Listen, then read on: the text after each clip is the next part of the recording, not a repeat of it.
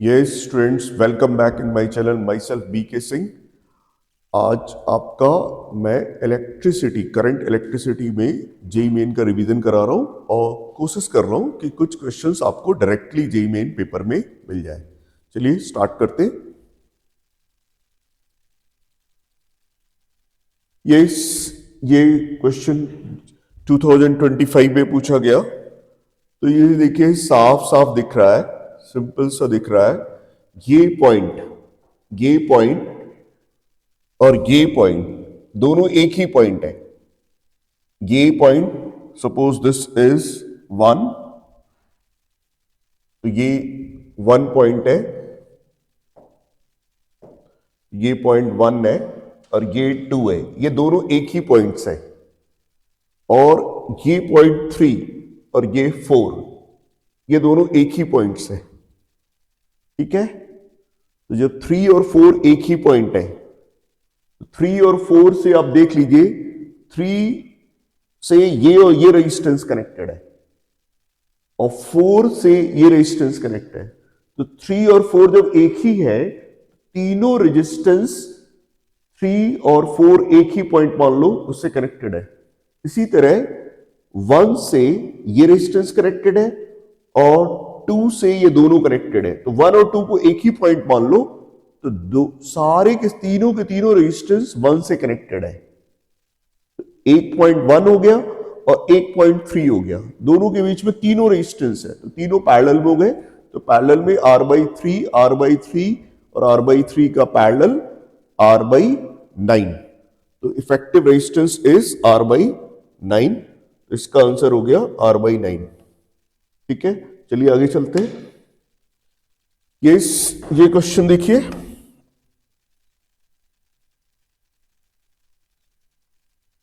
देखिए, from the combination of resistance with resistance values R1, R2, R3 तीनों 5 ओम है, R4 is 10 ohm. Which of the following combination is the best circuit to get an equivalent resistance of 6 ohm?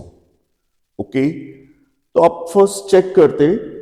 तो 5 और 5 का series कितना हो गया? 10। और 5 और 10 का सीरीज 15। 15 और 10 का parallel 15 into 10 upon 15 plus 10, R1 R2 upon R1 plus R2, 15 into 10, 150 upon 25, 150 upon 25, that is 6 ohm. तो आंसर इज 6 ohm। तो ये आंसर हो गया, तो ए इसका आंसर हो गया। चलिए आगे चलते हैं। ये क्वेश्चन देखिए, a galvanometer G of 2 ohm resistance is connected in the given circuit. The ratio of charge stored in C1 and C2 is, okay? तो देखो, गैल्वोमीटर का रेजिस्टेंस 2 ओम है, ये गैल्वोमीटर का रेजिस्टेंस 2 ओम है। तो 4, 2 और 6, ऑब्वियस सी बात है, कैपेसिटर जिस आर्म में है उसमें करंट नहीं जाएगी, इसमें भी करंट नहीं जाएगी। तो ये दोनों रास्ते तो ब्लॉक है, इन रास्तों से करंट नहीं जानी है। तो 4 और 2 6 और 6 12, तो 12 ओम इफेक्टिव रेजिस्टेंस हो गया, 6 वोल्ट और resistance 12। What is I? I is your 6/12। This is half ampere current, half ampere current. तो ठीक है, अब आपको इसके क्रॉस वोल्टेज जानना है, इसके क्रॉस वोल्टेज। तो इसके क्रॉस वोल्टेज क्या होगा? सीधे सी बात, यहां से यहां करंट जा रही है, ऐसे करंट जा रही है, हाफ एम्पियर करंट।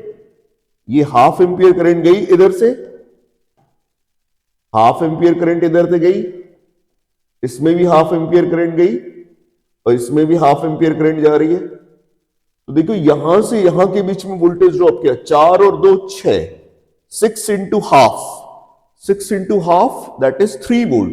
तो इसके क्रॉस 3 वोल्ट, 4 माइक्रोफैरेड के cross 3 volt, 3 Q CV, Q is equal to CV, therefore 3 volt into 4।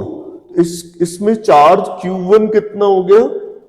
Q1 is 4 into 3, that is 12 micro coulomb. अब C2 के क्रॉस वोल्टेज, तो C2 के क्रॉस वोल्टेज मतलब इसके और इसके बीच पोटेंशियल डिफरेंस। ऑब्वियसली यहां से आप ऐसे आइए और इधर जाइए, इसके बीच पोटेंशियल डिफरेंस देख लीजिए, आई आर, आई हाफ है और 2 और 6 8 इंटू हाफ 4 वोल्ट, 4 इंटू 6 तो Q2 हो गया 24 माइक्रो कूलम, तो 12 upon 24, answer is half. Next question चलते, ये देखिए ये क्वेश्चन क्या है, इस क्वेश्चन में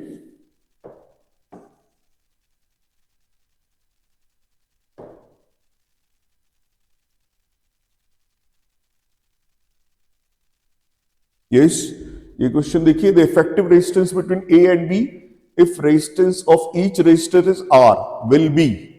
तो ठीक है, करंट ऐसे जा रही है ए और बी के बीच में, इसका मतलब जिसके बीच में रेजिस्टेंस पूछता है उनके बीच में बैटरी लगा देते हैं, जिनके बीच में हमें रेजिस्टेंस पूछता है उनके बीच में बैटरी लगा देते हैं, मतलब बैटरी इसके बीच में लगानी है। ठीक है, अब करंट ऐसे जाएगी, इधर से करंट, इधर से बाहर। अब आप ये देखिए करंट यहां पे थोड़ा सिमेट्री देखिए, आर आर आर, फिर इधर देखिए आर आर आर, तो ऑब्वियस सी बात है, एकदम साफ दिख रहा है जितनी इसमें करंट जाएगी, इसमें मान लो करंट I2, ये I1 और यहां I2 मान लो और यहां I3 मान लो, सपोज जस्ट इमेजिन, इधर से I1 वापस आएगी, इधर से I2 वापस जाएगी, इधर से I3 वापस जाएगी, it is I3।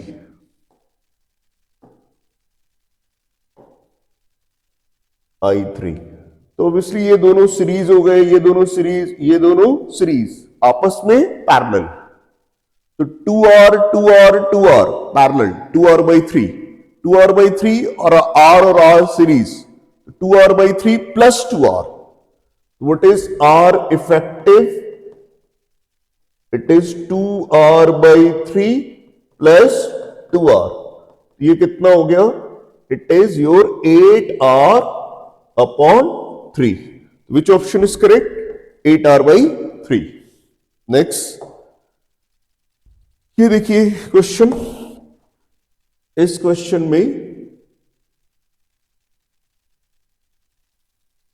the equivalent resistance between A and B shown in the figure is, फिर ये वही क्वेश्चन है, सेम क्वेश्चन, तीनों resistance 10 kilo ohm, 20 kilo ohm और 20 किलो ओम, ये तीनों A से कनेक्टेड है और ये तीनों C से कनेक्टेड है, A और C के बीच में दोनों है, मतलब तीनों रेजिस्टेंस A और C के बीच में, तो ये सब पैरेलल हो गए, तो 20 20 और 10 का पैरेलल, 1/20 प्लस, आपको मालूम है पैरेलल में होता क्या है, 1/R, 1/R equivalent, it is 1/20 plus 1/20 plus 1/10, it is 2, ये 2/20 हो गया, that is 1/10, it is 2/10, that is 2/10, तो this is R is equal to what, 5 kilo ohm, R हो गया 5 किलो ओम।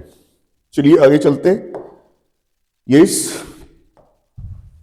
ये क्वेश्चन देखिए, a wire of resistance R and length L is cut into 5 equal parts, एक resistance R को आपने 5 equal part में cut कर लिया, सबका रेजिस्टेंस क्या हो गया, R/5। अब हर का रेजिस्टेंस R/5, R/5 के पांचों रेजिस्टेंस कह रहे हैं पैरेलल लगा दिया, if these parts are joint parallelly then resulting resistance R/5, R/5, R/5, R/5, R resistance, इस तरह के n रेजिस्टेंस पैरेलल लगा दो तो इफेक्टिव रेजिस्टेंस होता है R/n, R/n, तो यहां से R/5 upon 5, effective resistance is R/25, option is this. चलिए आगे, ये देखिए यहां पे एक छोटी सी, यहां पे छोटा सा प्रिंटिंग मिस्टेक है, it is 3.3 kilo ohm, it is not 33 kilo ohm, it is 3.3 kilo ohm. तो देखिए 3.3 ये है, 4 वोल्ट की बैटरी है, potential divider circuit, potential divider simply क्या होता है बता देते हैं आपको, V होता है IR।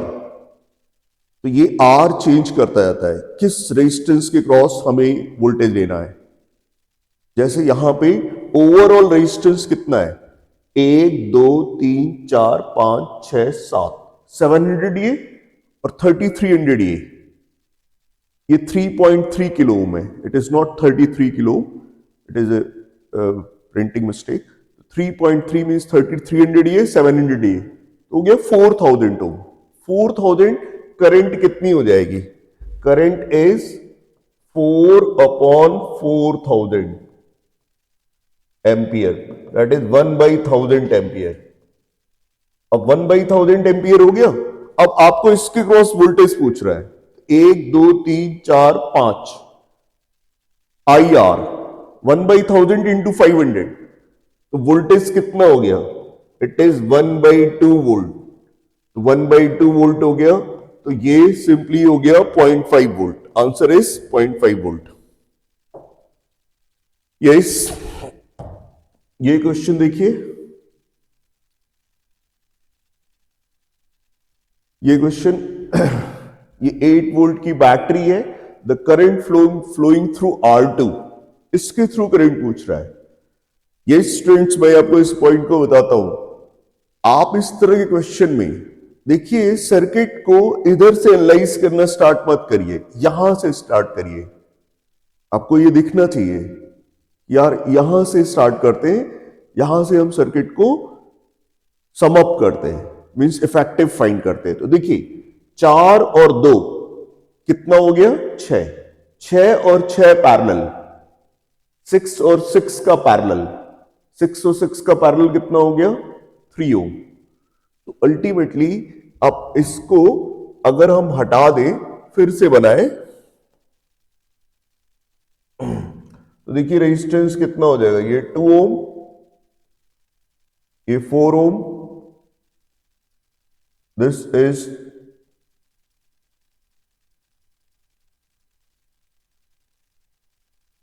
3 ohm, this is 3 ohm, and this is your 3 ohm. This is 3 ohm, this is your 3 ohm, and it is your 2 ohm, और ये 4 ohm है, और यहां पे बैटरी लगी है 8 वोल्ट की। ये क्वेश्चन हो गया, 8 वोल्ट की यहां पे बैटरी है। तो देखिए ये 3 और 3 कितना हो गया, 6, 6 और 3 का पैरेलल, 6 और 3 का पैरेलल, 6 इंटू 3/6 प्लस 3, 18/9, 2 ओम। तो अगर देखें तो ये अल्टीमेटली ये 2 ओम हो गया। फिर 2 ओम और 2 ओम सीरीज, मतलब अगर इसको हम फिर से बनाते हैं तो देखिए ये ऐसे हो जाएगा, ये और ये पूरा 3 3 6 6 और 3 का पैरेलल, ये अल्टीमेटली 2 ओम हो गया। दिस इज 2 ओम, ये 2 ओम और ये 2 ओम और ये 4 ओम, और ये बैटरी 8 वोल्ट की, 8 वोल्ट की बैटरी, 8 वोल्ट की बैटरी। तो अब बताओ 2 2 4, 4 और 4 का पैरेलल कितना हो गया, 4 और 4 का पैरेलल इट इज 2 ओम। अब बताओ 2 ओम हो गया, इफेक्टिव रेजिस्टेंस, वोल्टेज है 8, तो इट इज 8/2, करंट कितनी हो गई, 4 एम्पियर, इसमें current 4 ampere, there is 4 ampere current. 4 ampere current में आधी करंट इसमें, आधी करंट है इसमें, मतलब 2 एम्पियर करंट इसमें और 2 एम्पियर करंट इसमें। अब देखो इसमें जब 2 एम्पियर, तो इसमें तो 2 जा रही है, इसमें भी 2 एम्पियर जा रही है। अब 2 एम्पियर जा रही है, तो अब इसमें कितनी जाएगी, इसमें तो ये 6 ओम है और ये 3 ओम है। तो आपको मालूम है ज्यादा रेजिस्टेंस में कम करंट और कम रेजिस्टेंस में ज्यादा, इसमें 2 टाइम्स करंट, इसमें 1, तो 2 एम्पियर का इसमें 3 पार्ट करो, इसमें 1 पार्ट इसको दे दो, 2 पार्ट इसको, तो ये हो जाएगा 2/3 एम्पियर। अब 2/3 एम्पियर ये हो गया, ये जब इसमें हो गया 2/3 एम्पियर, 2/3 एम्पियर। अब इसमें ये 6 ओम है और ये भी 6, तो आधा इसमें करंट आधा इसमें करंट, तो इट इज 1/3 एम्पियर इसमें और 1/3 एम्पियर इसमें। तो आंसर कितना हो गया?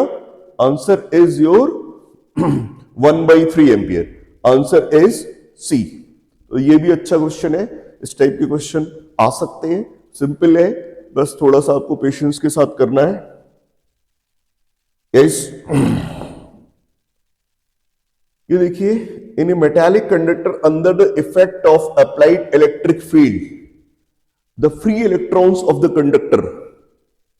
अब देखो भाई, अगर एक कंडक्टर पे तुमने बैटरी लगा दिया, तो बैटरी लगा दिया तो उसने क्या अप्लाई कर दिया? Electric field. इलेक्ट्रिक फील्ड के कारण इलेक्ट्रॉन पे क्या होगा? फोर्स। कैसा फोर्स होगा? Constant force. इलेक्ट्रॉन का नेचुरल मोशन कैसा होता है? Random straight line path. उस पर एक फोर्स लग गया। कांस्टेंट फोर्स की इन्फ्लुएंस पे कैसा पाथ होता है? अगर एक बॉडी पे कांस्टेंट फोर्स है तो कैसा पाथ होगा? आइदर स्ट्रेट लाइन और पैराबोला। अगर वेलोसिटी के डायरेक्शन में ही फोर्स हो, कांस्टेंट फोर्स, या वेलोसिटी के अपोजिट हो, in the direction of velocity और opposite to the direction of velocity अगर कांस्टेंट फोर्स हो तो पाथ तो स्ट्रेट लाइन होगा। लेकिन वेलोसिटी से डिफरेंट डायरेक्शन में फोर्स हो, कांस्टेंट फोर्स, तो पाथ उसका कैसा होगा? पैराबोला। इलेक्ट्रॉन्स रैंडम मोशन में है, किधर भी जा रहे हैं, इधर जा रहे हैं, उधर जा रहे हैं, उधर जा रहे हैं, किधर भी जा रहे हैं। इलेक्ट्रिक फील्ड एक पर्टिकुलर डायरेक्शन में है, तो वेलोसिटी के डायरेक्शन में हो, इलेक्ट्रिक फील्ड वेलोसिटी की डायरेक्शन में हो, रैंडम मोशन जो इलेक्ट्रॉन्स का है उस डायरेक्शन में, ऐसा कोई जरूरी नहीं है। इसका अंदर वेलोसिटी किसी भी डायरेक्शन में, फोर्स एक कांस्टेंट एक पर्टिकुलर डायरेक्शन में। कांस्टेंट फोर्स की इन्फ्लुएंस में पाथ आइदर स्ट्रेट लाइन और parabola. If it is sure कि वेलोसिटी के डायरेक्शन में ही फोर्स लगे या वेलोसिटी के जस्ट अपोजिट फोर्स लगे तभी केवल straight line, otherwise always parabola. तो यहां पे रैंडम मोशन तो कहीं भी किसी भी डायरेक्शन में होता है और फोर्स एक पर्टिकुलर डायरेक्शन में। तो what is the path of the free electron? It is parabola और स्ट्रेट लाइन। काफी के लिए पैराबोला, कुछ एक के लिए स्ट्रेट लाइन। तो इन जनरल हमें क्या कहेंगे? In general it is parabola. Move in the curved paths from lower potential to higher potential. Obviously electron lower potential to higher potential move करेंगे। पाथ कैसा? Parabola. Curved path, straight line path बहुत कम free electrons के लिए, maximum के लिए parabola. तो answer is curved path. Electron obviously lower potential to higher potential. Positive charge किधर से किधर मूव करता है? Higher to lower potential. Negative charge किधर? Lower to higher. पाथ कैसा? Parabola. Straight line it's very rare, very rare.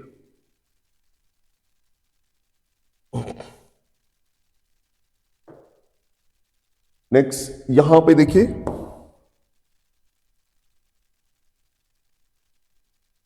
in the given figure a battery of EMF E is connected across a conductor PQ of length L and different area of frustration having radii R1 and R2।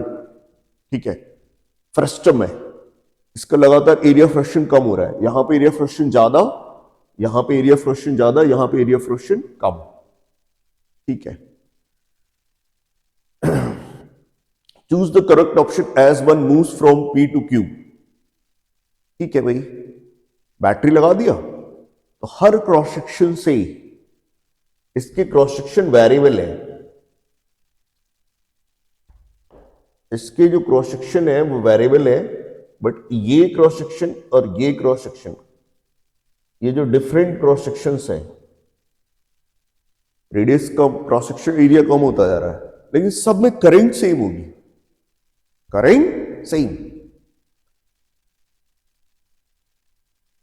Pipe में जैसे पानी का flow होता है, pipe का cross section कम भी होता जाए, लेकिन लीटर पर सेकेंड, जितने लीटर पर सेकेंड पानी इंटर किया है उतने ही लीटर पर सेकेंड बाहर निकलेगा। कॉन्टिन्यूटी इक्वेशन सेम यहां भी अप्लाई होता है। A1 B1 is A2 B2। और वैसे भी देखिए, जितने लीटर पर सेकंड पानी इंटर करता है उतने भी लीटर पर सेकंड पानी, वैसे सेम जितना चार्ज पर सेकंड यहां से फ्लो करेगा वही चार्ज पर सेकंड हर क्रॉस सेक्शन में। Current is same, current same, cross J होता है sigma E, J is equal to sigma E, J होता है I by A, it is sigma into E. भाई एरिया ऑफ फ्रैक्शन कम हो रहा है, जे बढ़ रहा है, सिग्मा कांस्टेंट है, ई बढ़ेगा, कुल मिला के जे बढ़ रहा है तो ई बढ़ेगा, इलेक्ट्रिक फील्ड बढ़ेगी। और आपको मालूम है what is drift velocity, small e into e upon m into tau. V होता है drift velocity small e into e upon m into tau. Okay, तो अगर v बढ़ेगा तो इलेक्ट्रिक फील्ड बढ़ेगा। टाउ कांस्टेंट है, टाउ रिलैक्सेशन टाइम होता है, जैसे सिग्मा भी कांस्टेंट है, मटेरियल की प्रॉपर्टी है, sigma is the property of material, tau is the property of material. v बढ़ेगा तो e बढ़ेगा, मतलब e बढ़ेगा तो v बढ़ेगा, तो यहां पे v भी बढ़ेगा। इसको और डायरेक्ट आंसर करना था तो हमने आपको पहले ही बताया, a1 v1 is a2 v2।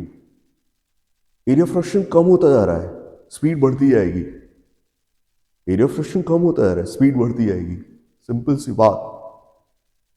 Continuity equation से डायरेक्ट आंसर कर सकते हैं, लेकिन मैंने कहा कि आपको, आप सोचोगे कॉन्टिन्यूटी इक्वेशन कहां आ गई, वो तो फ्लूइड का था, ये यहां पे क्यों अप्लाई कर रहे हैं? नहीं, आई होता है NEAVD, NEAVD। ध्यान से देखिए कॉन्टिन्यूटी इक्वेशन ये कैसे, ये A इंटू वी है, N number of free electron per unit volume, E charge of electron, ये सब तो कांस्टेंट होता है। I कांस्टेंट होगा, पूरे वायर में I कांस्टेंट होता है। अगर एक वायर है तो पूरे वायर में I कांस्टेंट, इसका मतलब A1 V1 is A2 V2 is applicable here also. उससे तो 1 मिनट में आंसर। तो यहां पे drift velocity of electron increases, drift velocity increases, drift velocity of electron increase, electric field भी इंक्रीज कर रहा है, ये तो गलत है। चलिए ये देखिए,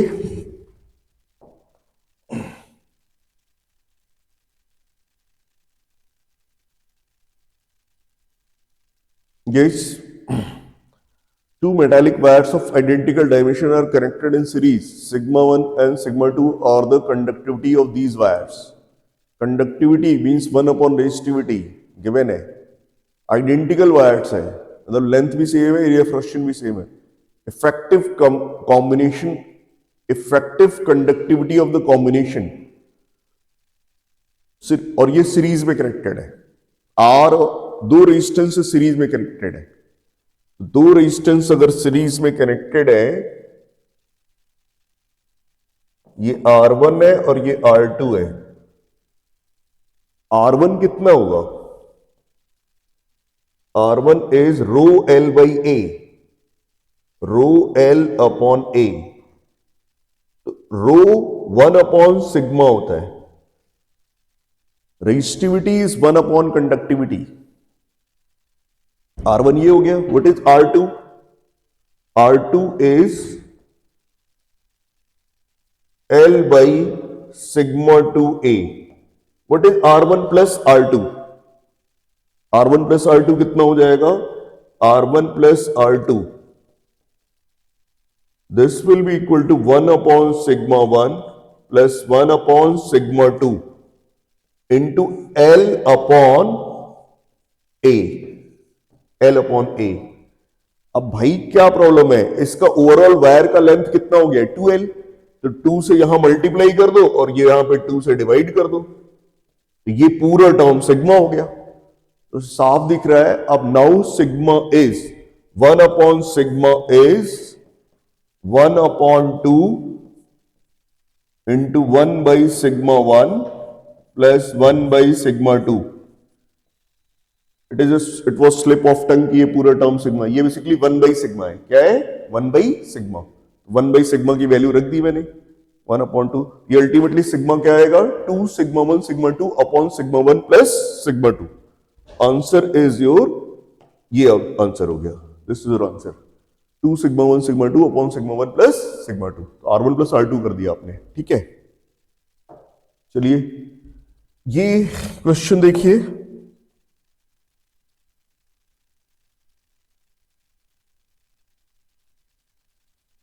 space between two concentric conducting spheres of radii A and B is filled with a medium of resistivity rho.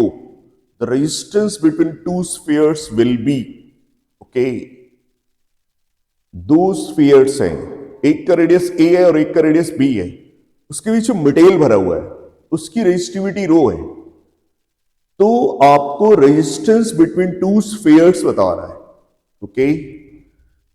तो प्रॉब्लम क्या है,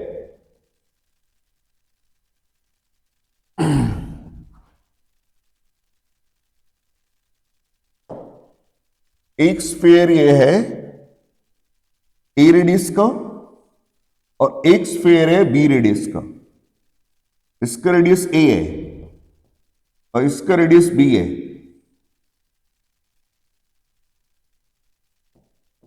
इसके बीच में मटेरियल भरा हुआ है रो रेजिस्टिविटी का, इसके बीच इफेक्टिव रेजिस्टेंस बताना है। मान लो ये हायर वोल्टेज हो और ये लोअर वोल्टेज पे, ये वाला अंदर वाला conducting sphere higher voltage maintain करो, बाहर वाला लोअर पे, तो charges will flow from higher potential to lower potential. Positive charge higher से लोअर मूव करता है, electrons lower to higher move करेंगे, लेकिन पॉजिटिव चार्ज के फ्लो के डायरेक्शन में करंट होगी, इलेक्ट्रॉन के फ्लो के अपोजिट डायरेक्शन में, ठीक है। तो इलेक्ट्रॉन के फ्लो के कारण ही प्रैक्टिकल लाइफ में करंट होता है, लेकिन इलेक्ट्रॉन के फ्लो के अपोजिट। तो देखो करंट क्या होगी, करंट ऐसे जाएगी, ऐसे जाएगी, ऐसे जाएगी, ऐसे, और सिमेट्रिकली जाएगी, सिमेट्रिकली, सिमेट्रिकली। क्यों सिमेट्रिक कंडीशन, यहां हर जगह हायर वोल्टेज है और यहां हर जगह लोअर वोल्टेज, एकदम सिमेट्रिक कंडीशंस है, तो सिमेट्रिक फ्लो होगा। इसका मतलब ओवरऑल यहां से करंट चलेगी और बाहर जा रही है। और ये जब करंट, आप रेजिस्टेंस किसके कैसे कहते थे, आप रेजिस्टेंस देखिए, रेजिस्टेंस है आप ऐसे कहते थे, ये वायर है इसमें करंट फ्लो कर रही है, तो रेजिस्टेंस ये होता है रो एल अपॉन ए, ये होता है। एरिया ऑफ रोशन या कांस्टेंट है, करंट ऐसे जा रही है, ऐसे जा रही है, करंट इस तरह जा रही है, करंट एरिया को एरिया ऑफ रोशन के परपेंडिकुलर है, length in the direction of current, length किधर लेते, इन द डायरेक्शन ऑफ करंट। अब यहां अगर ये यहां से करंट लोगे तो अब इस तरह से जा रही है, तो ये बताओ ये लगातार जिसको क्रॉस कर रही है करंट वो ये पोर्शन है, ये तो इसका टोटल सरफेस एरिया हो जाएगा 4 pi R square, 4 pi R square, और current variable cross section area के थ्रू जा रही है। जिधर करंट फ्लो करे उस डायरेक्शन में आपको लेंथ कर लेना है, इधर करंट फ्लो कर रही है इस डायरेक्शन में छोटी सी length, this is D R, तो rho into D R, rho L, area 4 pi R square. भाई देखो ध्यान से, इस एरिया को क्रॉस कर रही करंट और ये 4 pi R square surface area है, ये बढ़ता जाएगा। इसका मतलब रेजिस्टेंस, एक आपने स्फीयर का सरफेस लिया, उस पे और थोड़ा सा थिकनेस ऐड कर दो, और थिकनेस ऐड कर दो, स्फीयर का रेडियस बढ़ता जाएगा, सरफेस एरिया बढ़ रहा है, जो करंट क्रॉस कर रही है क्रॉस सेक्शन एरिया बढ़ रहा है, rho L by A, L in the direction of current, तो करंट इधर जा रही है तो रेडियस इधर से रेडियस बढ़ता जा रहा है, तो ये डी आर ले लिया, रो एल, और ये सारे रेजिस्टेंस सीरीज में, इफेक्टिव रेजिस्टेंस सबका सम, तो rho into D R upon 4 pi R square, इसका integration from A to B, this is R, R की वैल्यू हो गई rho upon 4 pi, R raise power -2 का इंटीग्रेशन होता है आर रेस पावर -1 ओवर -1, ये फाइनली आ जाएगा, लिमिट बिट रख देंगे तो 1 upon A minus 1 upon B, this will come out rho upon 4 pi 1 upon A minus 1 upon B. Very popular question, आ सकता है, कोई बड़ी बात नहीं है। केस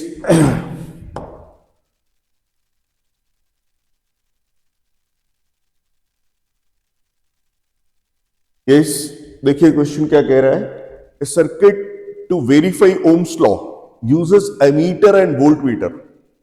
एमीटर और वोल्टमीटर यूज कर रहे हैं to verify Ohm's law in series or parallel connected correctly to the resistor in the circuit। तो ठीक है, ये तो हमें मालूम है सर्किट में कैसे लगाना चाहिए। अमीटर को लगाना चाहिए सीरीज में, वोल्टमीटर को इसमें लगाना चाहिए पैरेलल में। अमीटर सीरीज में और वोल्टमीटर पैरेलल में। Ammeter is always connected in series and voltmeter is in parallel. C option. Next, ये बड़ा अच्छा क्वेश्चन है, जेई एडवांस से पूछा गया था। तो इस टाइप के क्वेश्चन जेई एडवांस के जो होते हैं, कई बार जेई मेन बड़ा सेफ फील करता है उनको एज सच, उसमें थोड़े चेंजेस के साथ क्वेश्चन देना वो बहुत इजी फील करता है। यस, क्वेश्चन देखिए, for the resistance network shown in the figure choose the correct options. Multiple choice question है। देखिए यहां पे 2 ओम है, यहां पे 2 ओम, यहां 4 ओम, यहां भी 2 ओम, यहां भी 4 ओम, ये 1 ओम, ये ओम, यहां पे ऊपर 2 ओम, यहां पे 4 ओम। ठीक है, 12 वोल्ट की बैटरी लगी है।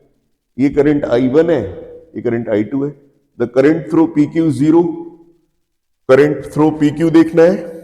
ओके, फिर I1 बताना है, I2 बताना है। The potential at S is less then that at Q। Option एक बार जरूर देख लेना चाहिए क्वेश्चंस अटेम्प्ट करने चल रहे हैं, तो अब ऑप्शन एक बार जरूर देखना चाहिए।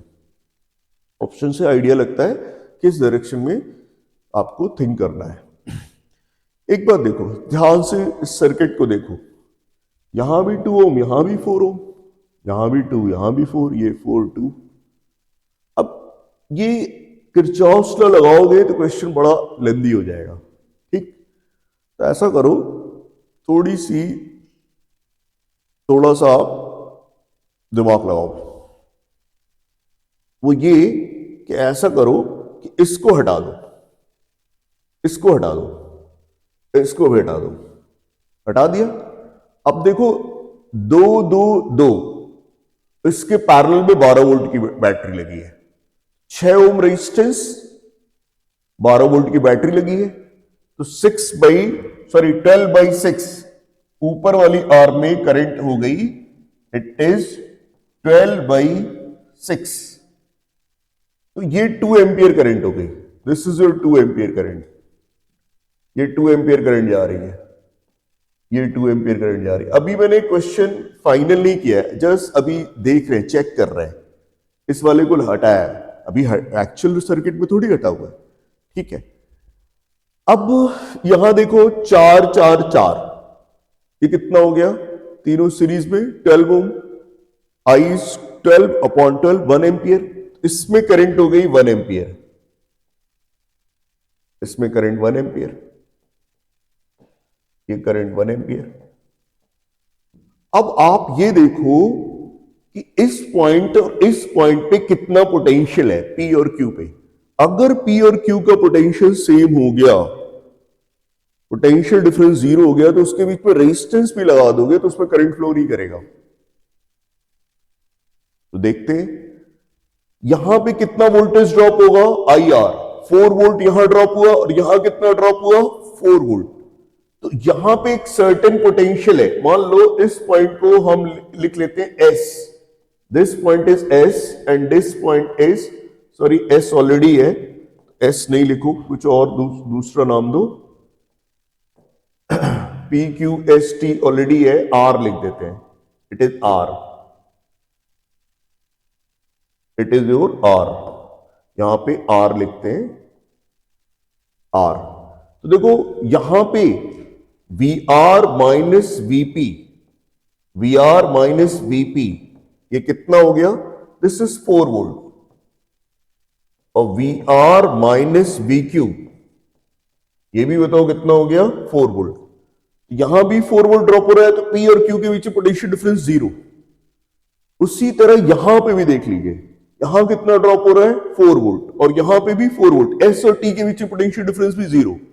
अब आराम से इनके बीच में कोई भी रेजिस्टेंस लगाइए, 1 ओम ही नहीं, कुछ भी लगाइए, पी और क्यू के बीच में कुछ भी रेजिस्टेंस, क्योंकि पी और क्यू पे पोटेंशियल सेम है, एस और टी पे पोटेंशियल सेम है, तो उसके बीच में कोई भी रेजिस्टेंस लगाओगे करंट नहीं फ्लो करेगी। इसमें कोई करंट नहीं है, कोई फ्लो ही नहीं करेगी। Therefore the current through P Q is 0। ये 1 ओम की बात नहीं है, कोई भी रेजिस्टेंस, कुछ फर्क नहीं पड़ता। तो यहां से current through P Q is 0, yes it is correct, ठीक है। अब I1 इज 3 एम्पियर। अच्छा बताओ, इसमें 1 एम्पियर हो गया, इसमें 2 एम्पियर, तो ये कितना हो गया 3 एम्पियर, ये भी सही है। I2 is 2 ampere, I2 is 2 ampere, ये भी सही है। Potential at S is less then that at Q। देखो भाई यहां पे ड्रॉप कितना कर गया, 2 2 4, 4 दूनी 8, 8 वोल्ट यहां से यहां जाने में 8 वोल्ट ड्रॉप कर गया, और यहां पे केवल 4 वोल्ट ड्रॉप किया है, तो ये हायर पोटेंशियल पे, Q is at higher potential than at S. So the potential at S is less than at Q. S पे कम है, Q पे ज्यादा है, ठीक है, ये भी बात सही है, ये भी सही है। All options are correct. Was potential at S, क्यों यहां पे जितना भी वोल्टेज है उससे 8 वोल्ट ड्रॉप कर गया, 8 वोल्ट, VR माइनस 8, यहां VR माइनस 4 है, तो ये हायर पोटेंशियल पे, ये लोअर पे। तो potential at S is less than at Q, ये सही है, चारों ऑप्शन सही है। बहुत ही अच्छा क्वेश्चन। तो इसमें इसको चेंज करके जेईई मेन दे देगा, वो इस तरह करके दे देता है कि 1 to AB are correct, ABC are correct, इसमें ऑल ABCD करेक्ट पता करके क्वेश्चन बना देते हैं। They feel safe.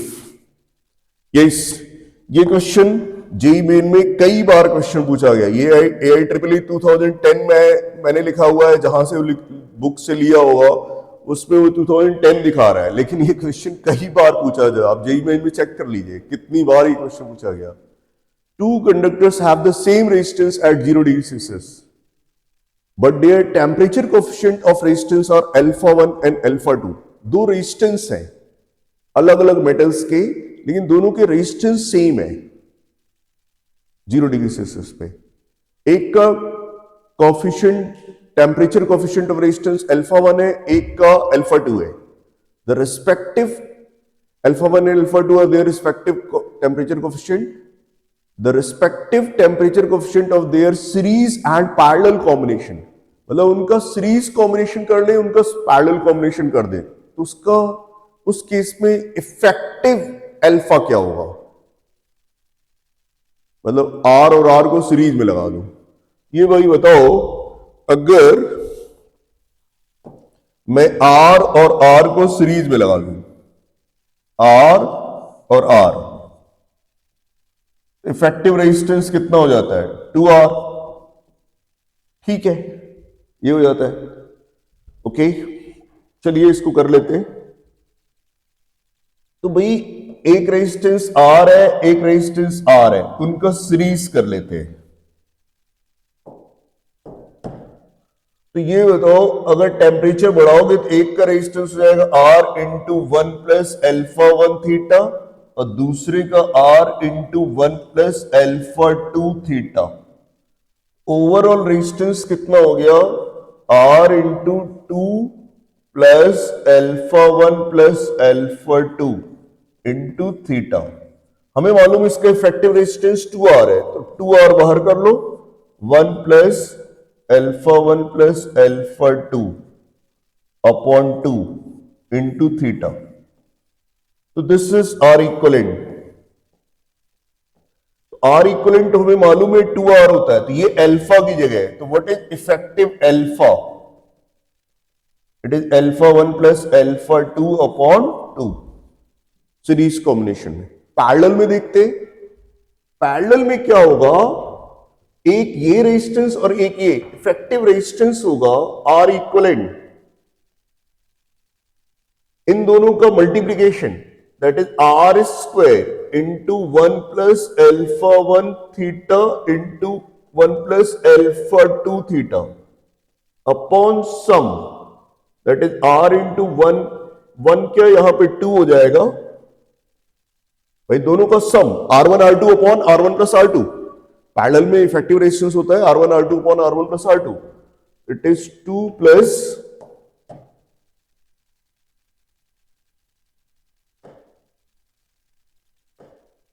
yes it is 2 plus 2 plus alpha 1 plus alpha 2 into theta. तो यहां से 2 बाहर ले लो तो ये हो जाएगा r/2, r/2 ऊपर हो जाएगा 1 plus alpha 1 plus alpha 2 into theta. नीचे है it is 1 plus alpha 1 plus alpha 2 upon 2 into theta. तो ये फाइनली हो जाएगा r/2 into 1 plus alpha 1 plus alpha 2 upon 2 into theta. Binomial theorem use कर रहे हैं। बायनोमियल थ्योरम के अकॉर्डिंग आपको मालूम होना चाहिए। यस ये देखिए बायनोमियल थ्योरम के अकॉर्डिंग होता है 1 plus beta upon 1 plus gamma. If beta and gamma are very small in comparison to 1, then it is simply 1 plus beta minus gamma. ये होता है इसके अकॉर्डिंग। ये इफेक्टिव यहां भी आ गया अल्फा 1 प्लस अल्फा 2/2। इसका मतलब सीरीज कॉम्बिनेशन में भी इफेक्टिव अल्फा वही होगा, alpha 1 plus alpha 2, alpha 1 plus alpha 2 upon 2। Parallel में भी यही होगा। तो this was very interesting question. तो इस केस में दोनों में यही ऑप्शन होगा, दोनों में ये ऑप्शन ए है। चलिए आगे चलते हैं। यस देखिए question, A copper rod of cross section area A carries a uniform current I through it. एक कॉपर रॉड है, उसका क्रॉस सेक्शन ए है, carries a uniform current I through it at temperature T if the volume charge density of the rod is rho. Okay, if the volume charge density of the rod is rho, how long will the charge take to travel a distance d? d distance travel करने में charge कितना time लेगा? तो ठीक है, time कितना होगा? Time जो होगा वो सिंपली होगा d अपॉन v, और v क्या होता है? ड्रिफ्ट वेलोसिटी होता है। Time will be d upon v। और I होता है, हमें मालूम है I होता है NEAVD।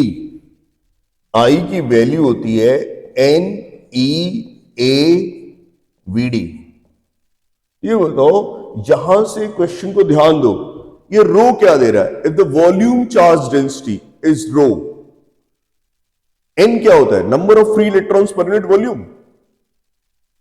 एन होता है number of free electron per unit volume. तो number of free electron per unit volume को ई से मल्टीप्लाई कर दो तो चार्ज पर यूनिट वॉल्यूम हो जाएगा। तो यही तो वॉल्यूम चार्ज डेंसिटी हो गई। एनी तो आपका हो गया rho, it is rho A into V. तो what is V D? V D की वैल्यू हो गई it is I by A into rho. तो ये उठा के यहां पे रख दो, तो ये अल्टीमेटली ए रो ऊपर चला जाएगा, ए रो डी ऊपर चला गया और नीचे आ गया I, A rho D upon I। ये ऑप्शन सही हो गया। तो ये कुल मिला के time is d upon drift velocity. Drift velocity आपको मालूम होता है एवरेज वेलोसिटी होती है फ्री इलेक्ट्रॉन की, जिससे हम मान सकते हैं v स्पीड से इलेक्ट्रॉन मूव कर रहा है, v कांस्टेंट स्पीड से। ये इलेक्ट्रॉन कांस्टेंट स्पीड से नहीं मूव करता बिटवीन टू कोलिजन्स, वो एक्सेलरेटेड होता है। लेकिन ये मान लिया गया what is the constant velocity, जिससे हम माने उस कांस्टेंट स्पीड से इलेक्ट्रॉन मूव कर रहा है opposite to direction of current. Obviously जिधर इलेक्ट्रॉन मूव करता है उसके अपोजिट डायरेक्शन में करंट मान ली जाती है। तो इलेक्ट्रॉन एकदम कांस्टेंट स्पीड से मानते हैं, that is your drift velocity. It is average velocity of electron between two consecutive collisions. ये क्वेश्चन है। चलिए क्वेश्चन आप पढ़िएगा आराम से और ये भी आप आंसर कर सकते हो। ये तो you will find this is the option. इसको आप देखिएगा, ट्राई करिएगा, आराम से हो जाएगा, कोई प्रॉब्लम नहीं है। तो ये क्वेश्चन करिएगा। नेक्स्ट, हाँ, सपोज द ड्रिफ्ट वेलोसिटी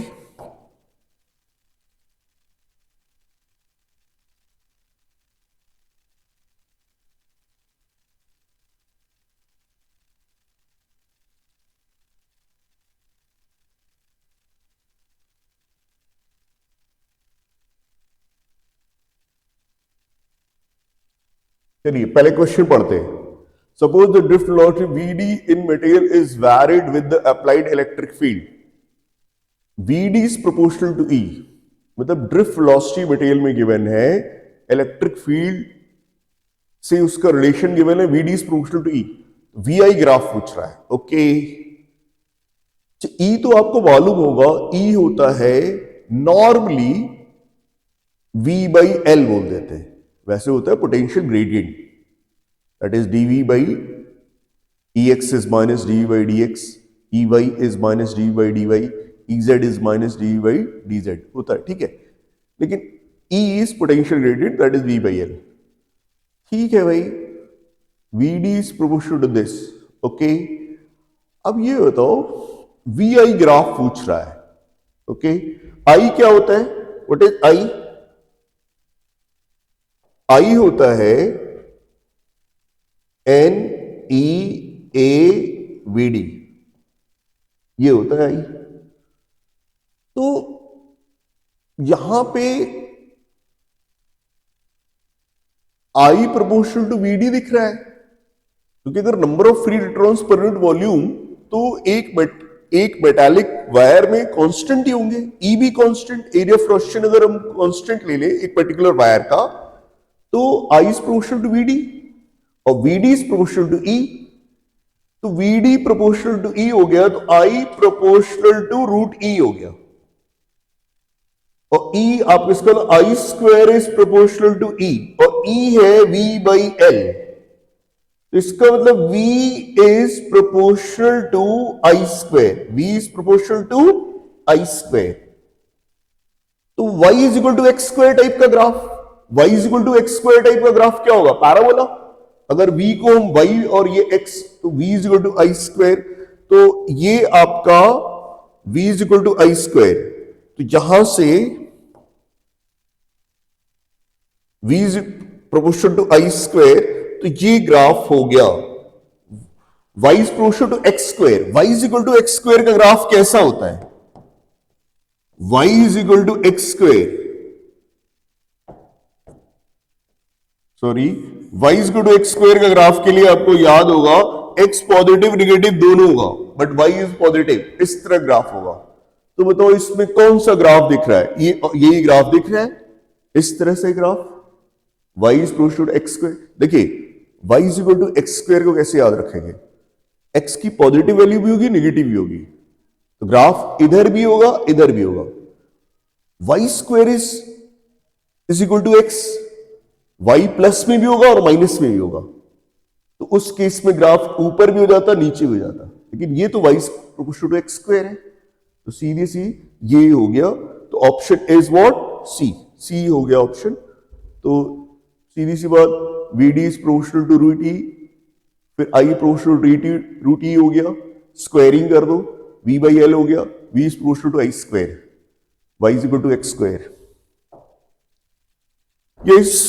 ये क्वेश्चन देखिए, इंटरेस्टिंग क्वेश्चन है। इस टाइप का क्वेश्चन पूछने के चांसेस बहुत ज्यादा होते हैं, क्योंकि क्वेश्चन बहुत बड़ा कॉम्प्लेक्स सा दिख रहा है, लेकिन ये बहुत इजी क्वेश्चन है, बहुत इजी क्वेश्चन। इस टाइप क्वेश्चन पूछा जाता है। देखिए अब ये क्या कर रहा है, यहां एक कैपेसिटर लगा दिया, इसमें करंट पूछ रहा है, ठीक है। आप ये देखो, ये रेजिस्टेंस है, चलो 1 और 1 का सीरीज, 1 और 4 का सीरीज 5 हो जाएगा, 5 का 8 के साथ पैरेलल हो जाएगा, जो आएगा उसका 5 के साथ फिर पैरेलल हो जाएगा, तो ये इफेक्टिव रेजिस्टेंस आ जाएगा। आप ये देखो, ये अल्टीमेटली हो क्या रहा है, इन सब को हटाओ, इन सब को हटाओ और रैदर इन सब को तुम भूल जाओ, इन सब बातों को आप भूल जाओ और इसकी जगह एक रेजिस्टेंस आर ले लो, जो भी आर ले लिया। अब आप बताओ, इसको भूल जाओ, ये सारा भूल जाओ, ये पार्ट भूल जाओ, इनकी जगह इफेक्टिव रेजिस्टेंस आर ले लिया, ठीक। अब देखो हो क्या रहा है, इस आर में तो कोई करंट जाएगी ही नहीं, ये पूरा बेकार हो गया, तो ये पार्ट का कोई मतलब नहीं रह गया। भाई देखो भाई, इसका सीरीज 1 और 4 का सीरीज 5 हो गया, 5 और 8 का पैरेलल, 5 इंटू 8/5 + 8 जो भी आएगा, फिर उसका 5 के साथ फिर पैरेलल एक रेजिस्टेंस आ गया, वो लगा दो, तो इसके साथ ये रेजिस्टेंस हो गया। अब ये सब बेकार हो गया। बेकार क्यों हो गया? इस आर में करंट ही नहीं जाएगी। अब देखिए, अगर आप चाहो तो क्वेश्चन को फिर से बना सकते हो, और क्वेश्चन को देखो, आप फिर से देखो,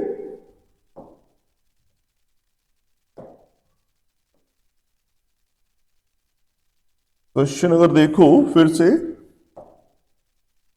तो ये रेजिस्टेंस इस तरह से क्वेश्चन हो गया, 2 ओम,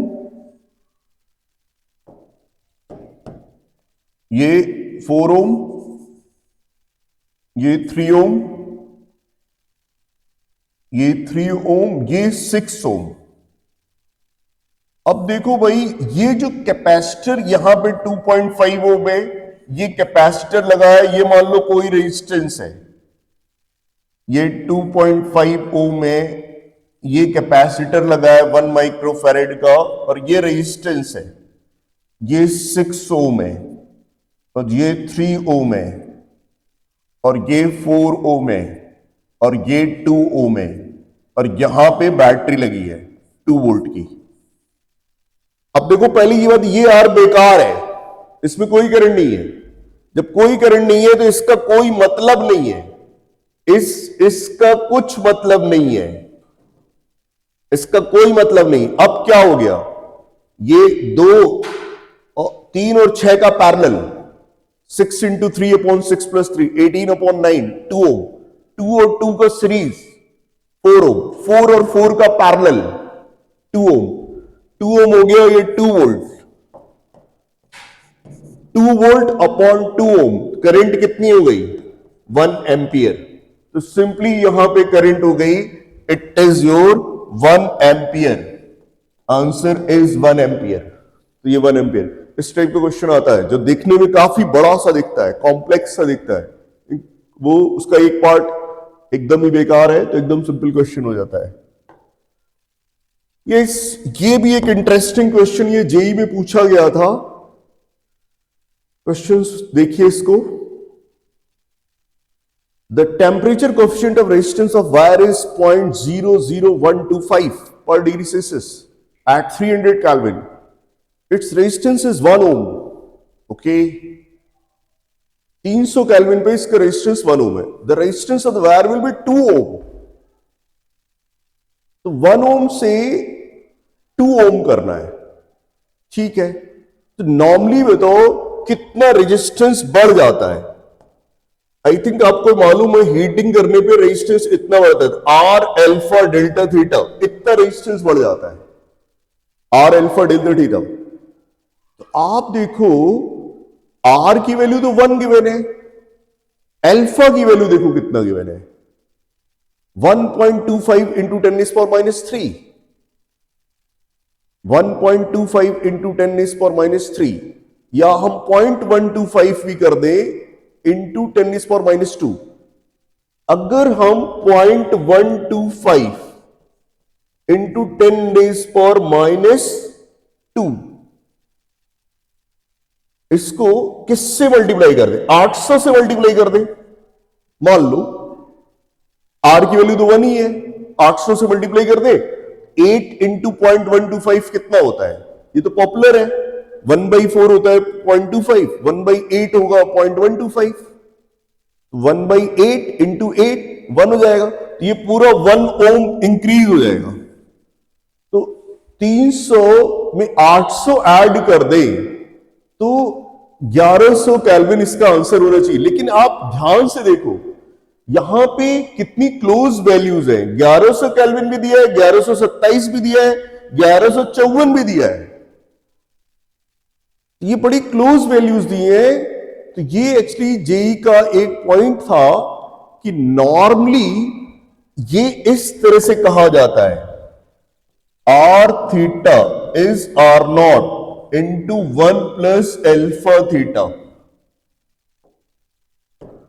ये होता है R theta is R naught into 1 plus alpha theta.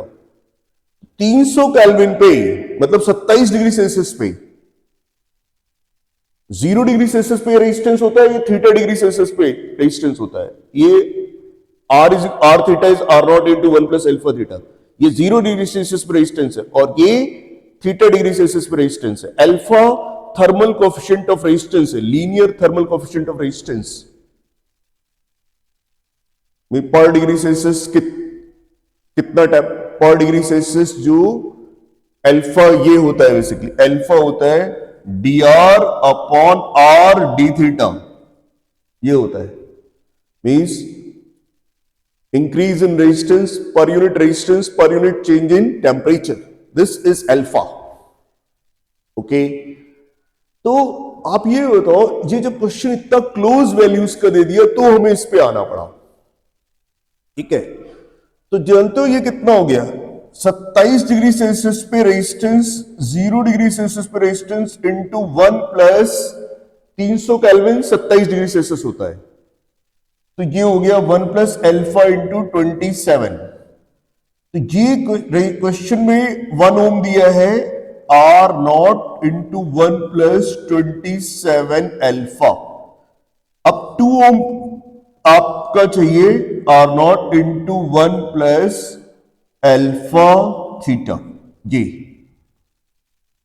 मतलब आपको 27 डिग्री सेल्सियस पे रेजिस्टेंस मालूम है और किस टेम्परेचर पे रेजिस्टेंस 2 ओम हो जाएगा। ठीक है, इसको हम डिवाइड कर देंगे तो आर नॉट गायब हो जाएगा, 0 डिग्री सेल्सियस पे रेजिस्टेंस गायब हो जाएगा। This will come out to it is 1 plus alpha theta upon 1 plus 27 alpha. तो यहां से अगर देखो तो it is 2 plus 54, 2 plus 54 alpha, this is 1 plus alpha theta, so this will come out 1 plus alpha theta is equal to 1 plus 54 alpha। ठीक है, तो वास्तव में थीटा हो जाएगा, इट इज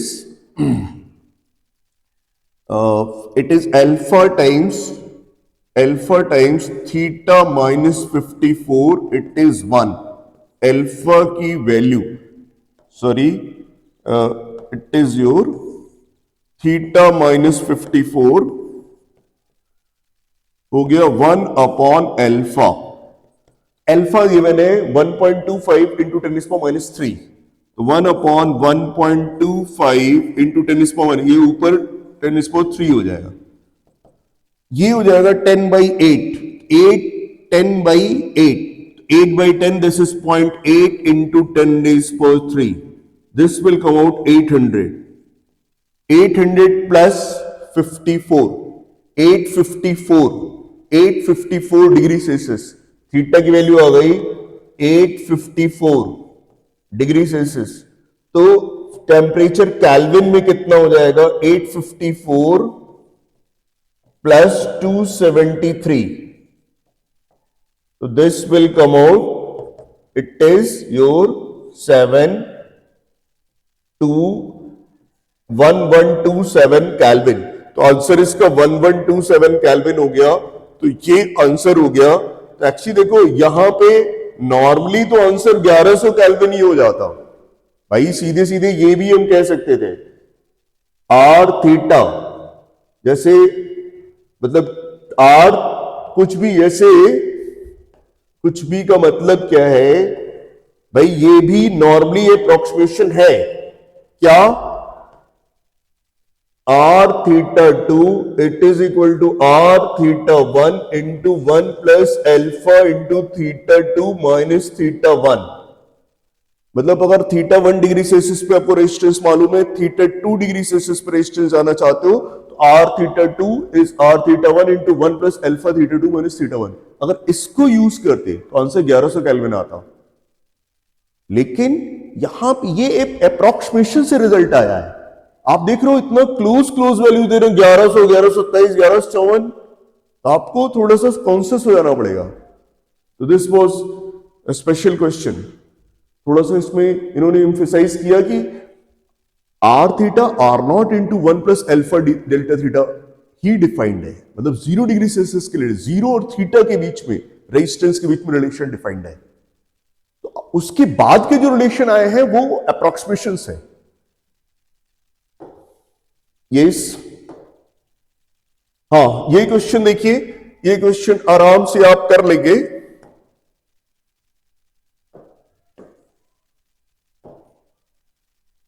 ये जेईई एडवांस 2015 का क्वेश्चन है, अच्छा क्वेश्चन है।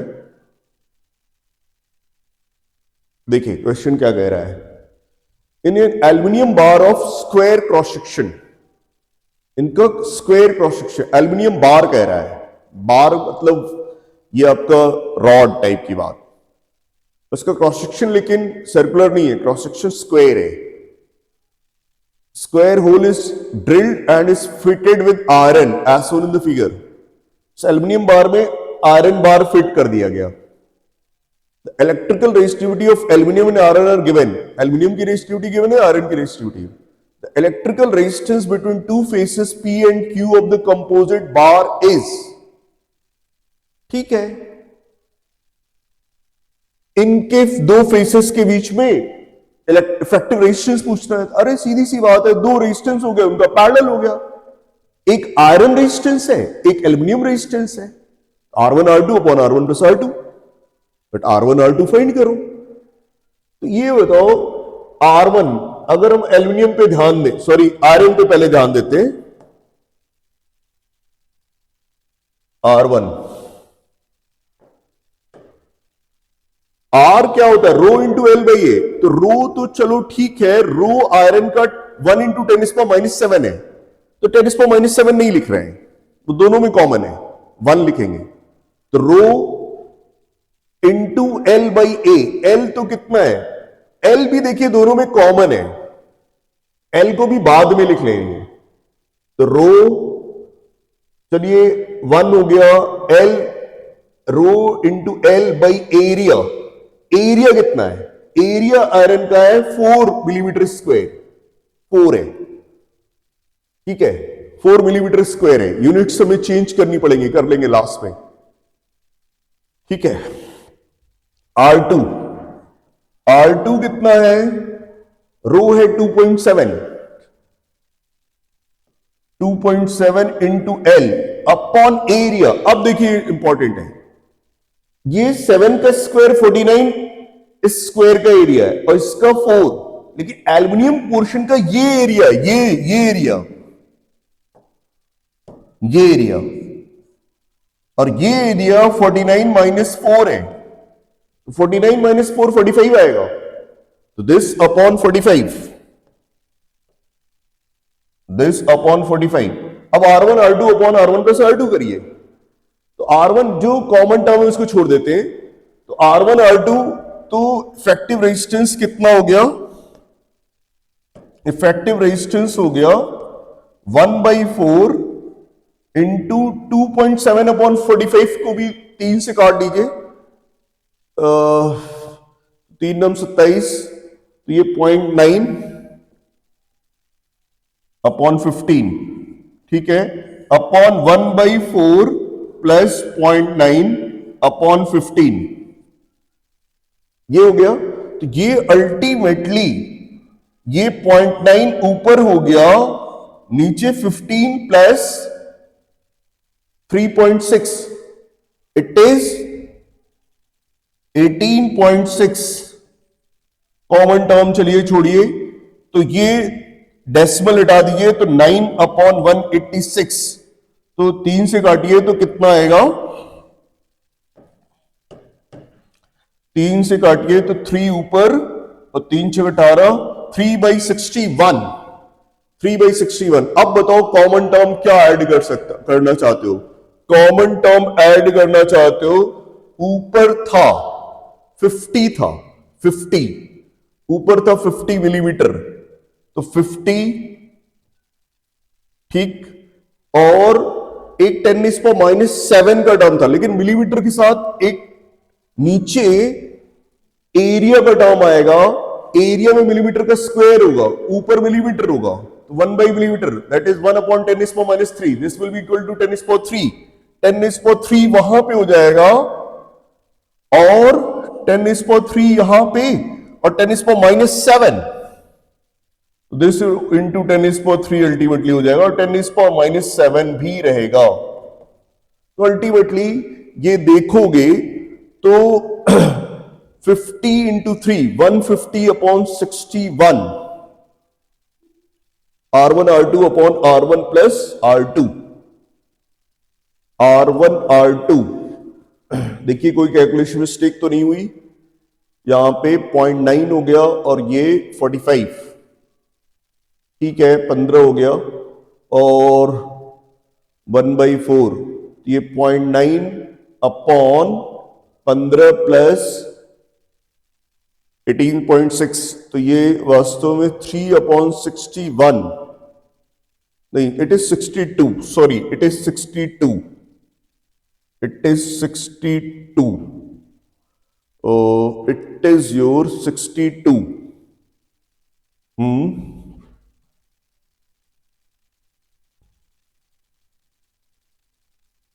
yes, it is 62, 3/62, ये 62 हो गया और अब 150/62, तो यहां पे कोई कैलकुलेशन मिस्टेक हो रही है, देखना पड़ेगा कैलकुलेशन मिस्टेक कहां पे हो रही है। यस, इनको आप सॉल्व करेंगे, यू विल गेट, अच्छा चलो भाई पूरा देखना पड़ेगा, तो लेंथ का टर्म 50 रखा है, एरिया ऑफ क्वेश्चन, हाँ, तो होना तो यही चाहिए L/4 और नीचे हो गया 49-4, 49-4 इज 45, तो ठीक है। The electrical resistance between the two faces P and Q of the composite, L/4 तो सही है भाई, और फिर L इंटू L 2.7/45, ये भी सही है, R1 R2 upon R1 plus R2, इसको आपस में मल्टीप्लाई कर रहे हैं, आपस में मल्टीप्लाई कर रहे हैं, तो 3×9 = 27 और ये 15, ये भी सही है, और 1/4 प्लस, तो ये कितना हो जाएगा 15 और 9 × 36, तो यहां से 0.9 अपॉन 18.6, तो 3/3 × 18 और 3 दूनी 6, 3/62। अब रो L कॉमन टर्म था, L was 50 इंटू, सही है, 50 इंटू 10⁻⁻7 सही है, और तो ये आपका 150/62 आ रहा है। Yes, there is any calculation, you have to check its calculation, ध्यान से देखना पड़ेगा भाई क्या कैलकुलेशन, वैसे इसका आंसर यही आएगा, आप प्लीज इसको चेक करिए, इसमें कहां पे कैलकुलेशन मिस्टेक हो रही है। यस, कैलकुलेशन मिस्टेक हो सकती है, एक बार लिए फिर से कर लेते हैं कैलकुलेशन, इसकी देख लेते हैं कि भाई कैलकुलेशन, ये बड़ा इंपॉर्टेंट पार्ट होता है वास्तव में। रेजिस्टेंस आयरन का जो हो गया वो हो गया, रेजिस्टेंस R1 में लिख रहा हूं, it is 10⁻⁻7 into 50 into 10⁻⁻3 rho L upon area, area is 4 into 10⁻⁻⁶। तो देखिए कितना आता है ये आ जाता है,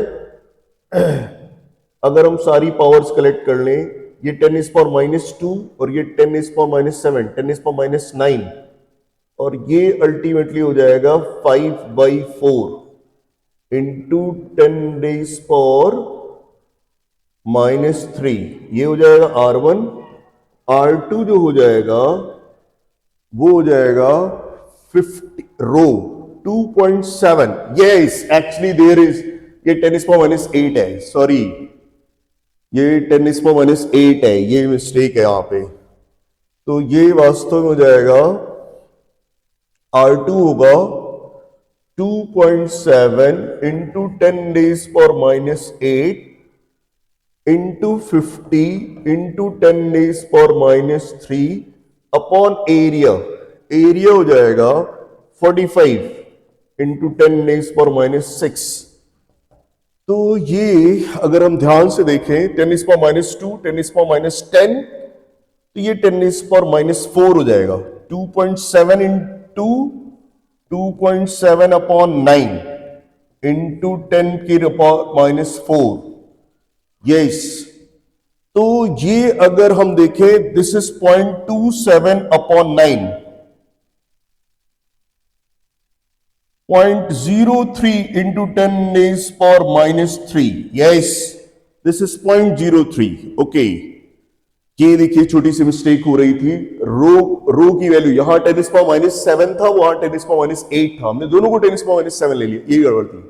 ठीक है, अच्छा, अब यहां से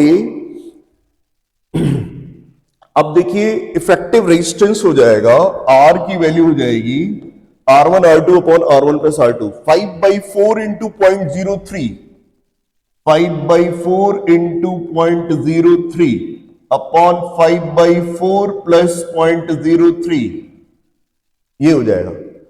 तो ये देखा जाए तो 5×3 = 5×3 और ये हो गया 0.15 और ये 3×4 = 12, इट इज 5.12 this into 10⁻⁻3। तो ये 512। अब देखो ये अगर हम इसको 10⁻⁶ करें तो ये 10⁻³ से मल्टीप्लाई हो जाएगा, 150 अपॉन 5.12 इंटू 10⁻⁶। अच्छा, इसको 8 से अगर 150, इसको ऐसा करो, इसको 100 से और मल्टीप्लाई कर दो, ये हो गया 15,000 बटे 512 इंटू 10⁻⁻6। अब 8 से डिवाइड करो, 8 × 48, 3 32, ये 64 देखिए नीचे आ गया, 64, ऊपर 8 से डिवाइड किया, 8 × 8 7 0, 8 8 × 8 7 0, 8 × 64 और फिर 1875 ही आ गया। यस, तो दिस इंटू 10⁻⁶, आंसर बी आ गया। Yes, there was a calculation mistake. Yes, तो कभी कभी कैलकुलेशन बड़ी इंपॉर्टेंट होती है स्टूडेंट्स, यही कैलकुलेशन में थोड़ा बड़ा ध्यान देना पड़ता है भाई, आप जरा सा कैजुअल हुए कि चीजें गड़बड़ जाएंगी। यस, इसमें देखिए ये this was very interesting question. ये देखिए क्वेश्चन क्या था, circuit is connected as on shown in the figure with the switch S open. Okay, when the switch is closed, पहले स्विच ओपन था तो इसका सीधी सी बात, इसके 9 वोल्ट, तो 9 वोल्ट इसमें 3 और 6 का सीरीज कितना हो जाएगा, 6 और 3 का सीरीज, 6 × 3 अपॉन 6 + 3 18/9, 2 माइक्रोफैरड, 2 × 9। तो इस केस में यहां पे हम कह सकते हैं कि अगर हम ऐसे ले ले स्विच ओपन है,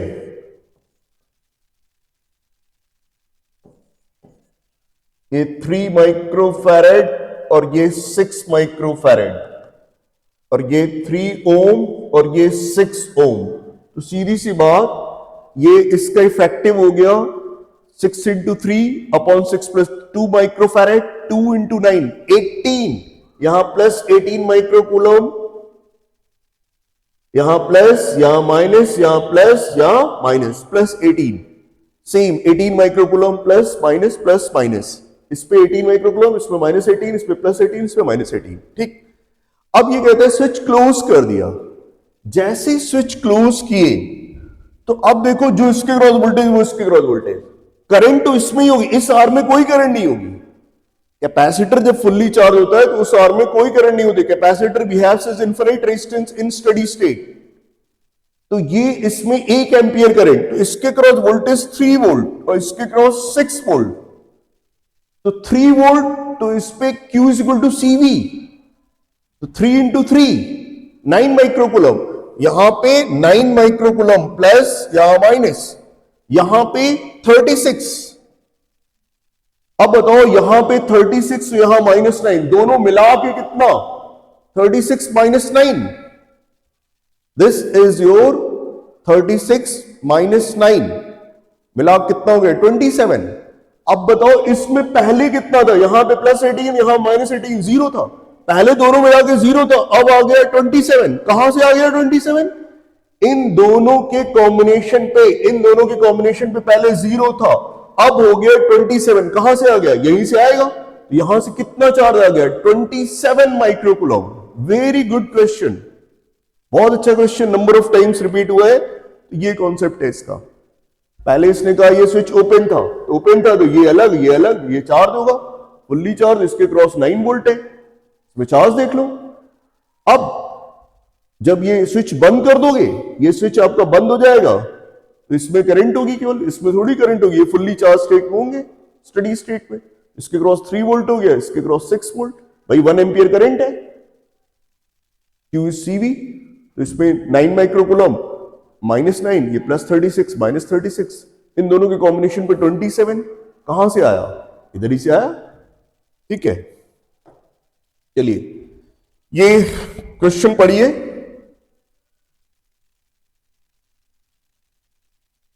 The resistivity of semiconductor increases with increase of temperature. Semiconductor की रेजिस्टिविटी टेम्परेचर बढ़ने पे कम होती है, ये कह रहा है इंक्रीज, गलत है। तो फर्स्ट स्टेटमेंट इज फॉल्स, एक ही ऑप्शन है, तो we should not waste the time, तो बस एक ही ऑप्शन हो गया। चलिए आगे, ये देखिए, ये भी बहुत अच्छा क्वेश्चन, इस टाइप का क्वेश्चन भी बहुत बार पूछा गया। देखिए ये कह रहा है क्वेश्चन,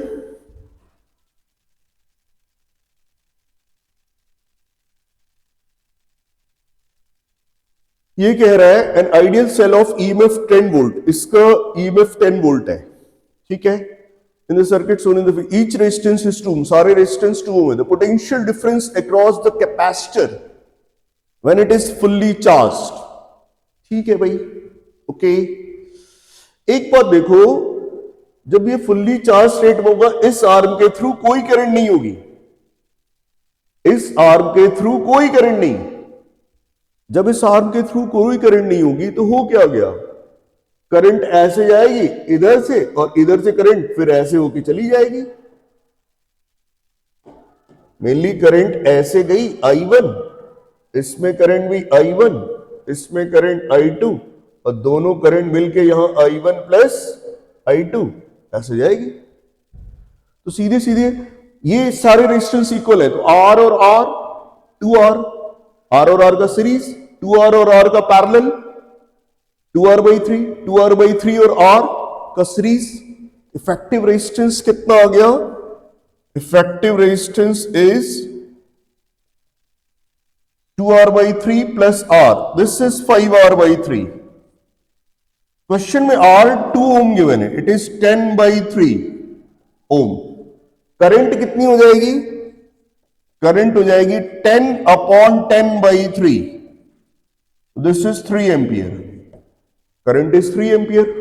पूछ क्या रहा है, potential difference across the capacitor. ठीक है, देखते, ओके। अब 3 एम्पियर करंट हो गई, तो ये 4 ओम है और ये 2 ओम, तो ज्यादा रेजिस्टेंस में कम करंट जाती है।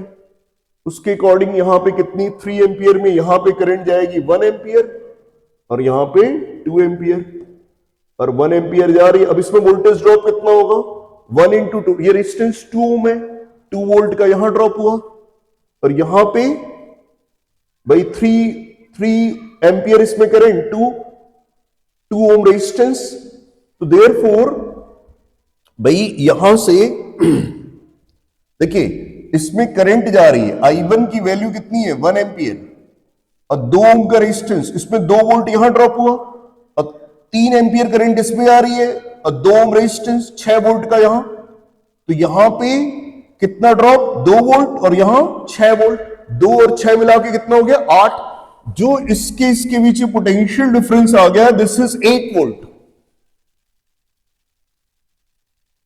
भाई करंट है यहां पे 3 एम्पियर, 3 एम्पियर में इसमें 1 एम्पियर जा रही है, इसमें 2 एम्पियर, ये इसमें 3 एम्पियर, तो इसमें 6 वोल्ट ड्रॉप यहां हुआ, 2 वोल्ट यहां ड्रॉप हुआ, ओवरऑल कितना ड्रॉप हुआ 8 वोल्ट, यही कैपेसिटर क्रॉस वोल्टेज हो गया।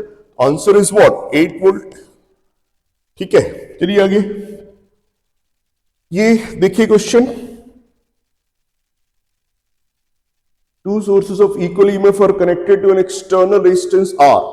The internal resistance of the two sources are R1 and R2. The potential difference across the source having internal resistance R2 is 0. भाई एक बैटरी के क्रॉस वोल्टेज होता है E माइनस IR। ये question क्या कह रहा है, ये क्वेश्चन कह रहा है एक रेजिस्टेंस है, एक R रेजिस्टेंस है, 2 बैटरीज है,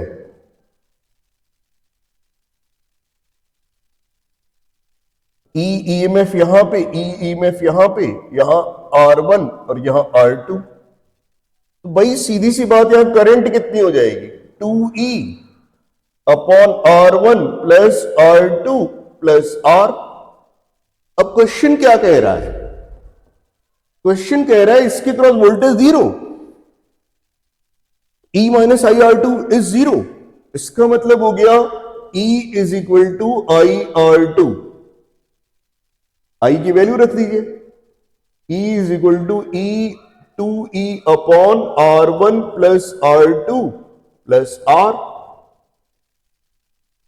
तो यहां से R1 plus R2 plus R, this is 2R2, R की वैल्यू कितनी आ गई R2 माइनस R1, तो this is your option. Very simple question, mainly आपके पॉइंट दिमाग में होना चाहिए, एक बैटरी के क्रॉस जब बैटरी करंट सप्लाई करती है इसके क्रॉस वोल्टेज होता है E minus I R, Kirchhoff's law से भी देख सकते हो। ये जेईई एडवांस 2020 का क्वेश्चन है, तो ठीक है, अच्छा क्वेश्चन है। देखिए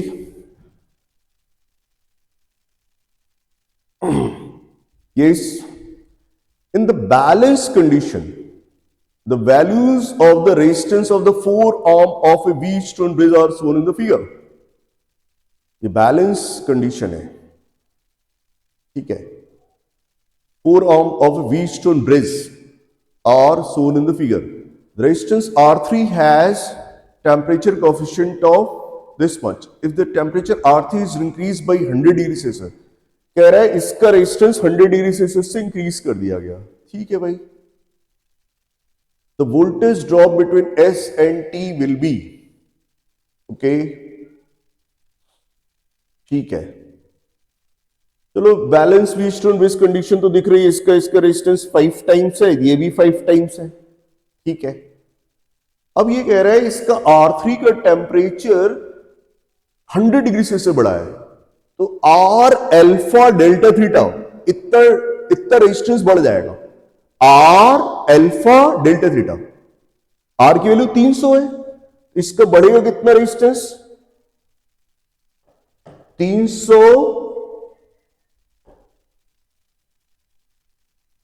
300 into this is 4 into 10⁻⁻⁴ into 100, इतना रेजिस्टेंस बढ़ गया। 3 इंटू 4 ये 12 ओम बढ़ रहा है, 12 ओम, क्योंकि ये 10⁻⁻⁴ इंटू 10⁻⁴ कट रहा है। इसका रेजिस्टेंस 312 ओम हो रहा है, 312 ओम। ठीक है भाई, a voltage drop between S and T will be, ठीक है। तो प्रॉब्लम क्या है भाई,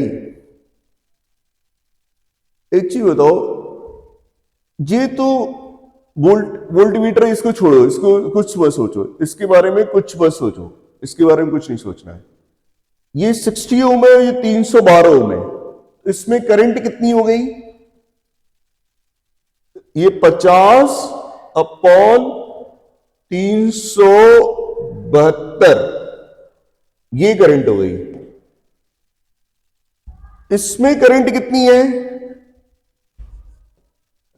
50 वोल्ट की बैटरी यही करंट देगी, ये दोनों रेजिस्टेंस सीरीज में, तो 100 और 500 600, तो 50/600 ये करंट होगी। अब बताओ इसमें वोल्टेज ड्रॉप कितना हो रहा है, इसमें voltage drop Vp minus Vt, this is I2 into 100, इसको 100 से मल्टीप्लाई करो, 100 से मल्टीप्लाई करोगे तो ये कट जाएगा, 50/6 आ जाएगा, 50/6। इस तरह इसके cross voltage that is Vp minus Vs, बताओ ये इसमें करंट I1 है, I1 ये है 50/372 इंटू 60, 50/60/372। तो ये देखा जाए तो अब बताओ 50 तो ये अगर हम देखें तो अगर हम 6 से काट दें इसको, 50/6 से काटो तो 50/10, 6 6 36, 1 12, ये 500/62 है, ठीक है। तो ये 500/62, ये 50/6, अगर 10 से मल्टीप्लाई कर दो तो ये 500/60 हो जाएगा, 500/62 हो जाएगा। तो ये वैल्यू कम है, ये वैल्यू कम है, तो डेफिनेटली ये वैल्यू कम है, तो ये वैल्यू कम होने का मतलब S is at higher potential, S is at higher potential। तो what is Vs minus Vt, Vs minus Vt, इसमें से इसको सब्ट्रैक्ट कर दो, इसमें से इसको सब्ट्रैक्ट करो, तो ये 50/50 बाहर आ गया, 1/6 minus 10/62, this will come out 6 into 62, 62 minus 60, this is 2/6 into 62, तो ये हो गया 100/6 into 60, 662, 6 into 62 ये हो जाएगा 6 दूनी 12, 6 6 36 और 1 37, 100/372, 100/372, this will come out, 100/372 will come out 50/186, और हम कर सकते हैं क्या, इट इज 25/93, 25/90, अगर 25/100 होता 0.25 होता, 0.25 से थोड़ा ज्यादा, तो आप चेक कर लीजिएगा, this will come out 0.27 volt. तो इस तरह से आपने इसको फाइंड कर लिया। चलिए आगे चलते। यस, ये देखिए क्वेश्चन, ये जेईई एडवांस 2018 का क्वेश्चन है। देखिए पढ़िए, ये क्वेश्चन बेसिकली मैं आपको बता देता हूं। क्वेश्चन ये कह रहा है कि भाई देखो, ये C1, C2, C3 ये तीनों इक्वल कैपेसिटेंस थे, सब थे 1 माइक्रोफैरेड के कैपेसिटर थे। C1, C2, C3 तीनों इक्वल थे। फिर बाद में कहता है इसमें डाइलेक्ट्रिक डाल दिया तो इसका कैपेसिटेंस K टाइम्स हो जाएगा। तो वही K की वैल्यू पूछ रहा है। तो मान लो K, इसको एप्सिलॉन R कह रहा है, आप K कह लीजिए। तो इसका 1 कैपेसिटेंस इसका भी 1, इसका के हो गया, ठीक है। अब कह रहा है कि इसको बंद करिए, S1 स्विच को बंद करिए, S2 खुला रहने दीजिए, इसको चार्ज होने दीजिए। और इसमें जो चार्ज आ जाता है वो ऑब्वियसली कितना आएगा, अगर 1 माइक्रोफैरेड का कैपेसिटर 8 वोल्ट से चार्ज हो रहा है, इसका बैटरी का वोल्टेज 8 दिया है, तो 8 माइक्रोकूलम इसमें चार्ज आ गया, इसमें 8 माइक्रोकूलम चार्ज आ गया, ठीक। अब कहता है कि इसके बाद इस S1 को ओपन कर दिए, S2 को क्लोज करिए, तो फाइनली इस पे जो चार्ज है वो 5 माइक्रोकूलम है, ठीक है भाई। तो पहले 8 था, यही तो इस दोनों को चार्ज करेगा, तो फाइनली इसमें 5 माइक्रोकूलम चार्ज आ गया। तो 5 माइक्रोकूलम चार्ज आ गया तो इसके क्रॉस 5 वोल्ट हो गया। एक कैपेसिटर ये है और एक कैपेसिटर ये है, यही चार्ज कर रहा है, तो ऑब्वियसली यहां पे पॉजिटिव, यहां नेगेटिव, यहां पॉजिटिव और यहां नेगेटिव, इसका कैपेसिटेंस K हो गया और इसका कैपेसिटेंस 1 है। तो सीधी सी बात यह है कि इसके क्रॉस वोल्टेज और इसके क्रॉस वोल्टेज का सम यही होगा 5 वोल्ट। 5 माइक्रोकूलम चार्ज है। अच्छा, पहले इस पे कितना चार्ज है, 8 माइक्रोकूलम था, अब 5 माइक्रोकूलम, इसका मतलब पास ने कितना किया, 3 माइक्रोकूलम। तो इस पे 3 माइक्रोकूलम चार्ज है प्लस, और इस पे भी 3 माइक्रोकूलम चार्ज, इस पे प्लस, इस पे माइनस। ये बताओ इसके क्रॉस वोल्टेज ड्रॉप कितना हुआ, 3/K प्लस इसके cross 3/1 and this must be 5।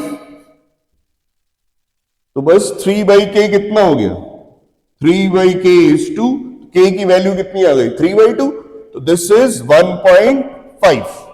ये क्वेश्चन था, आराम से क्वेश्चन पढ़िएगा, क्योंकि अभी मुझे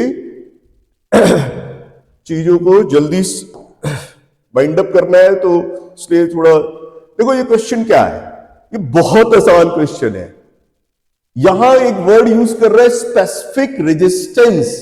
अरे ये स्पेसिफिक रेजिस्टेंस वही होता है जिसको आप रेजिस्टिविटी बोलते हो, उसको ये स्पेसिफिक रेजिस्टेंस बोल रहा है। कह रहा है अगर लेंथ की वायर डबल कर दे तो क्या स्पेसिफिक रेजिस्टेंस है? अरे स्पेसिफिक रेजिस्टेंस तो मटेरियल की प्रॉपर्टी होती है। आयरन का वायर बनाओ, चाहे जितनी लेंथ का बनाओ, चाहे जितनी क्रॉस सेक्शन एरिया का बनाओ, कुछ भी बनाओ, उसकी स्पेसिफिक रेजिस्टेंस उसका रेजिस्टिविटी तो फिक्स है। रेजिस्टिविटी प्रॉपर्टी ऑफ मटेरियल होती है।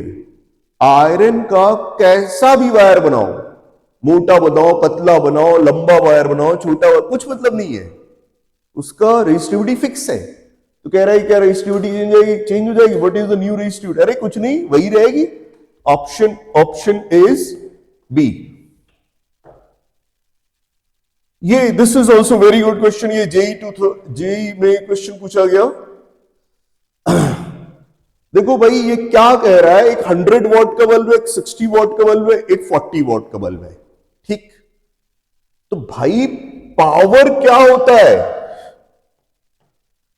पावर होता है V²/R, और ये सब 220 का स्क्वायर अपॉन 220 वोल्ट। घर में जितने भी अप्लायंस होते हैं सबकी रेटिंग 220 वोल्ट के लिए होती है। पावर होता है V²/R।